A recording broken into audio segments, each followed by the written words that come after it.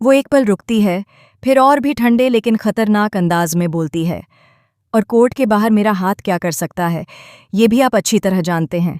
आज मैंने आपको इसलिए कुछ नहीं कहा क्योंकि आप भी मेरी तरह एक लॉयर हैं। लेकिन याद रखिए, अगर आप मेरी हद पार करेंगे तो यहीं पर आपको मारकर गाड़ देने से भी मैं पीछे नहीं हटूंगी। इस धमकी से माहौल सन्न रह जाता है। उधर गिन्नी राघव सिंह राजपूत के सामने अपने पुराने जख्म कुरेदते हुए कहती है, वो अपमान मैं आज तक नहीं भूली हूं। जिस दिन मुझे इस घर से धक्के मारकर निकाला गया था, उसी दिन मैंने कसम खा ली थी कि एक एक हिसाब चुकाऊंगी। गिन्नी की आंखों में नफरत और घमंड साफ झलकता है। वो आगे कहती है, मैं रानी हूं और मुझे राजपूत खानदान की रानी बनना था, लेकिन आप लोगों ने मुझे घर से बाहर निकाल दिया। अब देखिएगा, आपके बेटे अभय को भी और आपको भी इसी घर से बेइज्जत होकर बाहर निकलना पड़ेगा। अगर आपको ये कहानी पसंद आ रही हो तो चैनल को सब्सक्राइब जरूर करें, क्योंकि आगे आने वाले ट्विस्ट आपकी सांसें रोक देंगे। इधर युवराज घबराया हुआ चंद्रभान के पास आता है और कांपती आवाज में कहता है, पापा, मुझे बहुत डर लग रहा है। कहीं पूरी दुनिया को ये ना पता चल जाए कि मैंने अमन। इतना सुनते ही चंद्रभान युवराज के मुंह पर हाथ रख देता है और उसे चुप कराते हुए कहता है, एक शब्द और नहीं, भूलो मत, हम सिवान जिले के जमींदार हैं। हमारी जुबान से निकली बात हमारी मौत बन सकती है। वो चारों ओर देखकर धीमी आवाज में जोड़ता है, यहाँ दीवारों के भी कान होते हैं। इस राज को अपने दिल में ही दफन रखना होगा।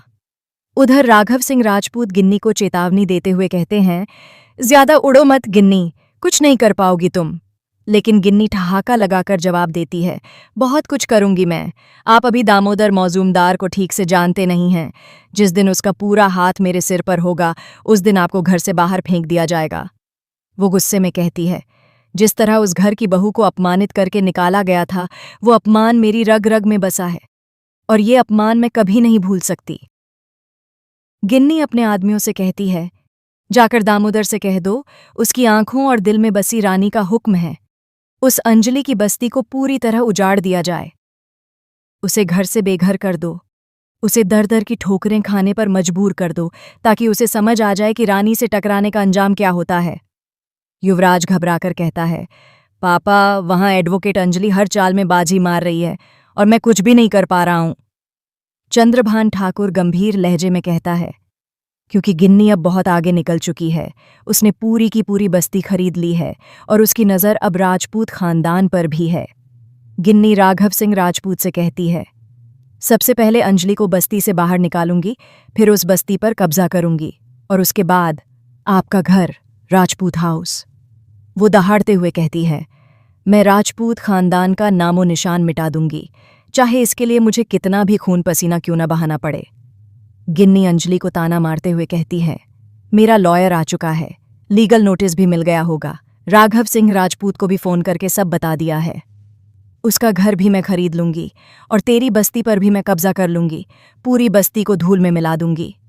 वो सपनों में खोते हुए आगे कहती है, वहां एक भव्य शॉपिंग मॉल बनेगा, मल्टीप्लेक्स होगा, बड़े बड़े रेस्टोरेंट होंगे, पूरा इलाका रोशनी से जगमगा उठेगा। ये सब मेरी शादी से पहले होगा। शादी से पहले नारियल फोड़ूंगी और खुद मॉल का उद्घाटन करूंगी। पूरी दिल्ली के रईस लोग वहां आएंगे, क्योंकि सब दामोदर मौजूमदार से डरते हैं और मैं उसकी रानी हूं, पूरी दिल्ली की रानी। वो अंजलि को ललकारते हुए कहती है, कुछ नहीं कर पाएगी तू। उसी बस्ती में मेरी शादी होगी और तू बस देखती रह जाएगी। गिन्नी की इस चाल पर अभय सिंह राजपूत मजबूती से कहता है, मैं अंजलि को फुटपाथ पर नहीं आने दूंगा। मैं उसे एक बड़ा सा आलीशान फ्लैट खरीदकर गिफ्ट करूंगा। गिन्नी यह सुनकर अंजलि को चिढ़ाते हुए कहती है, देखा, तुझे बस्ती से निकाल रही हूं, इसलिए अब वो तुझे फ्लैट देगा।